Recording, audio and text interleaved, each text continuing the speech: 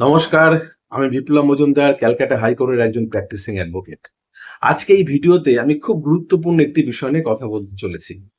দেখুন, আমাদের রাজ্যে নতুন সরকার আয়ুষ্মান ভারত যে স্বাস্থ্য প্রকল্পটি রয়েছে সেটি কিন্তু চালু করে দিল বা শুরু করল।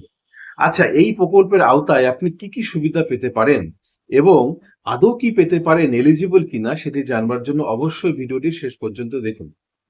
দেখুন, এই যে প্রকল্পটি রয়েছে আয়ুষ্মান ভারত সেটি ২০১৮ সালে কেন্দ্রীয় সরকার শুরু করে এবং ভারতবর্ষে দেখা যায় প্রায় ২৭,০০০ সরকারি এবং বেসরকারি যে সকল হসপিটাল রয়েছে সেখানে কিন্তু আয়ুষ্মান ভারত যে কার্ড সেটি কিন্তু অ্যাকসেপ্টেড। আচ্ছা, এবং যে সকল পরিবার এই কার্ডের জন্য এলিজিবল হবে সমস্ত পরিবার কিন্তু পরিবার পিছু বছরে ৫,০০,০০০ টাকা স্বাস্থ্যের জন্য সুবিধা পাবে তাদের চিকিৎসা বাবদ।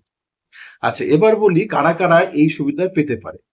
দেখুন, রুরাল সেক্টরে বা যাকে আমরা বলি পঞ্চায়েত লেভেলে যে সকল মানুষ দারিদ্র্য সীমার নিচে বসবাস করেন, যারা এসসি/এসটি আছেন, যাদের সেরকম ঘরবাড়ি নেই বা তাদের পাকা বাড়ি নেই এবং দেখা যায় যে বাড়িতে আর্নিং মেম্বার বলতে সেরকম কেউ নেই, অথবা আর্নিং মেম্বার একজন মহিলা রয়েছেন, অথবা অন্য রকম কোনো অসুবিধা রয়েছে, তারা কিন্তু এই প্রকল্পের আওতায় আসবে।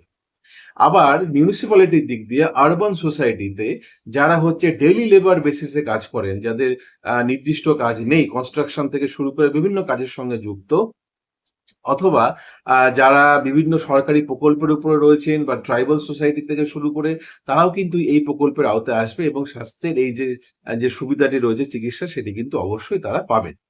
আচ্ছা, এবার বলি কারা পাবেন না। দেখুন, যারা সরকারি চাকরির সঙ্গে যুক্ত অথবা ইনকাম ট্যাক্স পেয়ার এরকম ব্যক্তিরা কিন্তু এই সুযোগটি পাবেন না। তবে এখনো পর্যন্ত আমাদের রাজ্য সরকারের কিন্তু নোটিফিকেশন বেরোয়নি। সেটি বেরোলে হয়তো সম্পূর্ণ বিষয়টি আমরা কিন্তু আগামীতে জানতে পারছি এবং দেখব যে কিভাবে এই আয়ুষ্মান ভারত যে কার্ড রয়েছে স্বাস্থ্যের কার্ড সেটি আপনি পেতে পারেন।